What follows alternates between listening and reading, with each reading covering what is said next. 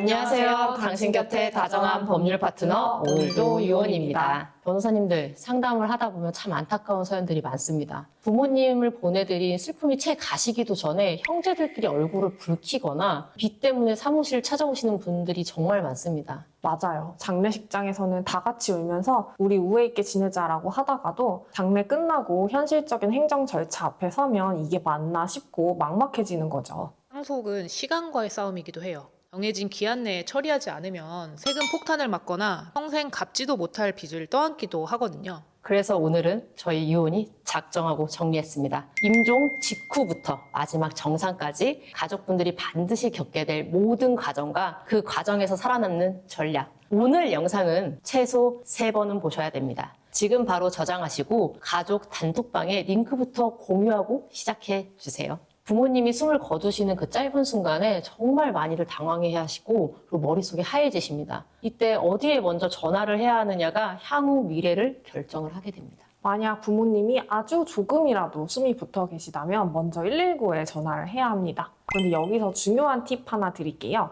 평소에 부모님이 연명치료를 원치 않으셨다면 사전 연명의료의향서를 구급대원에게 꼭 언급하셔야 합니다. 반대로 지병으로 집에서 편안히 임종하셨다면 평소 다니시던 병원의 주치의에게 연락하시는 게 가장 빠릅니다. 그래야 사망진단서 발급이 매끄럽거든요. 만약 아무도 없는 상태에서 돌아가시거나 사고사로 돌아가시게 되면요? 그땐 112입니다. 이때 주의할 점은 경찰이 오기 전까지는 절대로 시신을 옮기거나 현장을 정리하면 안 된다는 거예요. 자칫하면 범죄 혐의점 때문에 부검까지 해야 할 수도 있어서 부모님 마지막 가시는 길을 더 힘들게 할 수도 있거든요. 정말 그렇네요. 상황에 맞는 빠른 판단이 유족의 불필요한 고생을 줄이는 첫걸음이죠. 장례식장에서 가장 많이 하시는 실수가 빨리 사망신고부터 해서 정리하자 이렇게 하시는 거거든요. 고정은 변호사님 이거 왜 말려야 돼요? 바로 행정 시스템의 엇박자 때문입니다. 사망신고가 접수되는 그 순간 고인의 주민등록번호가 바로 말소가 돼버려요. 또 요즘 화상장 예약이 하늘의 별따기잖아요. 온라인 예약 시스템에서 고인의 정보가 살아있어야 예약이 되는 경우가 많아요. 번호가 만약 말소되면 예약 승인이 안 돼서 장례 일정이 4일장이나 5일장으로 늘어지는 낭패를 볼 수도 있습니다. 그러면 신고 언제 하는 게 가장 좋을까요?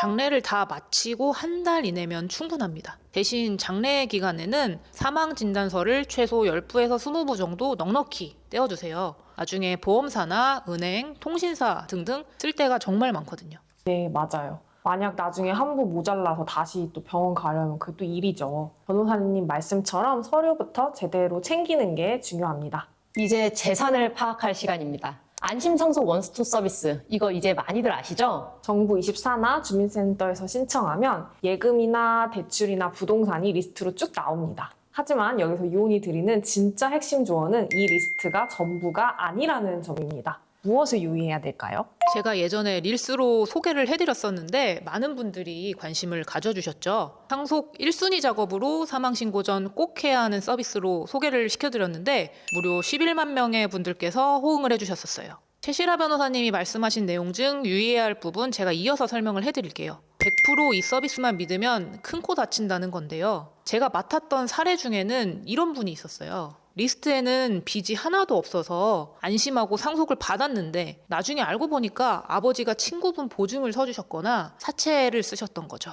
근데 그거 시스템에 안 나오잖아요. 어떻게 해야 돼요? 그런 경우에는 부모님의 휴대폰 문자 메시지나 통화 기록, 그리고 책상 서랍 속에 차용증 같은 게 있는 경우가 있거든요. 그런 걸 샅샅이 뒤져야 하고요. 특히 전세보증금 같은 개인간 거래는 시스템은 모르거든요. 그래서 잘 찾아보셔야 됩니다. 역시 변호사님 날카로운 분석 대단하십니다. 시스템만 믿고 있다가 나중에 독촉장이 날아오면 그때 정말 늦거든요. 상속에 대해 대비를 할 때 놓치거나 빠진 부분이 생기면 정말 번거로워질 수가 있기 때문에 저희와 같은 법률 전문가를 찾아오셔서 상속 과정을 차근차근 준비하시는 것을 추천드립니다.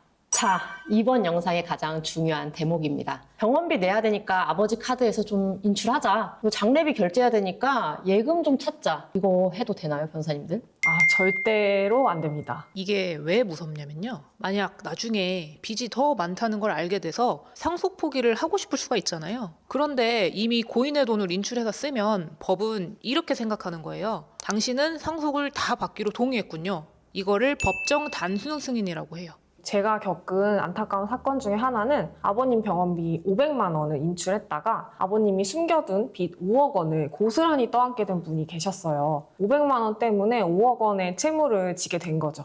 500만 원이 5억 원으로 불어나는 말이 진짜 무섭네요. 그럼 병원비나 장례비는 어떻게 해야 돼요, 변호사님들? 의뢰인분들이 정말 많이 물어보시는데요. 일단 상속인들이 본인의 돈으로 먼저 결제하시고 나중에 상속재산 분할이 끝난 뒤에 정산하시는 게 가장 안전한 방법입니다. 빚이 단 1%라도 있을 가능성이 있다면 변호사와 상의하기 전에는 본인의 재산을 건드리지 마시고 얼음 상태로 두셔야 합니다. 재산이 좀 있다. 이제 형제들끼리 싸움이 시작됩니다. 형은 예전에 집 살 때 돈 받았잖아. 아, 엄마 내가 10년 모셨어. 라고 이런 말들이 막 싸움으로 번지게 돼요. 먼저 문제가 되는 게 특별수익입니다. 20년 전 아버지가 큰아들 아파트 살 때 보태준 돈, 그거 그냥 선물일까요? 아닌 것 같은데. 아닙니다. 정확히 알고 계시네요. 법적으로 상속분 미리 주기예요. 저희는 이걸 현재 물가 가치로 환산해서 계산기에 넣습니다. 사실 기여분이라는 게 말로는 정말 좀 쉽거든요. 그런데 법원 문턱을 넘는 게 정말 힘듭니다. 최 변호사님, 단순히 내가 고생했다 이런 말들 말고 이혼은 어떻게 의뢰인들의 기여분을 인정을 받았나요? 많은 분들이 내가 몇 년 동안 매주 부모님 찾아뵙고 반찬도 해드렸다라고 말씀을 하시는데 냉정하게 법원은 이걸 자식으로서 당연한 도리라고 보고 기여분을 인정해주지는 않습니다. 그래서 저희 이혼은 부모님을 모신 행위가 어떻게 부모님의 재산을 지켜냈는지를 철저하게 인과관계로 증명합니다. 그러면 단순히 내가 힘들었다 이게 아니라 내 노력이 재산을 보존했다라는 점을 강조하시는 거군요. 네, 정확합니다. 저희가 최근에 진행했던 사례에서도 이런 전략을 썼어요. 저희 의뢰인이 생업을 조정하면서까지 직접 부모님 간병을 맡으셨었는데 저희는 이 노력을 전문 간병 서비스를 대체한 거다라고 정의를 했습니다.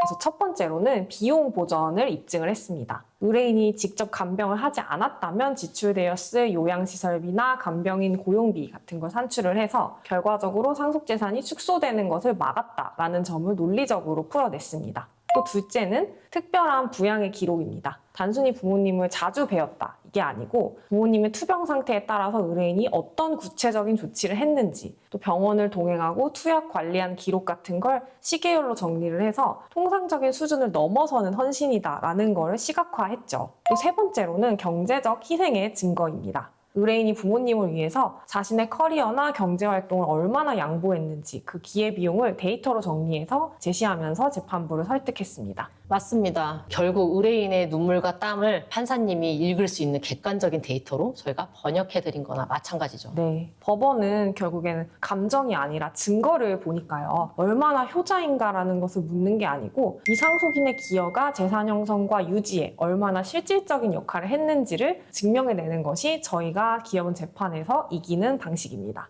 치밀하게 증거로 재판부의 논리를 인정받았을 때 정말 기뻐하던 의뢰인이 생각이 나네요. 막연한 억울함을 확실한 권리로 바꿔드리는 과정이 저 또한 참 뜻깊었습니다. 오늘 긴 시간 동안 임종부터 정산까지 살펴봤는데요. 변호사님들 마지막 유족분들께 드리고 싶은 말들이 있다면 어떤 걸까요? 상속은 슬픔을 나누는 과정이기도 하지만 현실적으로는 내 삶을 지키는 과정입니다. 우리끼리 잘 해결되겠지라는 막연한 기대보다는 전문가와 함께 돌다리도 두드려보고 가셨으면 좋겠습니다. 변호사는 싸움을 부추기는 사람이 아니라 가족 간의 감정 파탄을 막아주는 안전벨트입니다. 저희가 중간에서 딱 법적 기준을 잡아드리면 의외로 평화롭게 마무리되는 경우가 정말 많거든요. 맞습니다. 도장 찍기 전에 그리고 사망신고하기 전 그때가 가장 골든타임이라는 것을 잊지 마세요. 분석은 날카롭게, 전략은 치밀하게, 그리고 여러분들의 마음은 따뜻하게 안아드리겠습니다. 당신의 일상을 다시 켜는 곳 법무법인 요원이었습니다. 오늘도 평온하세요. 감사합니다.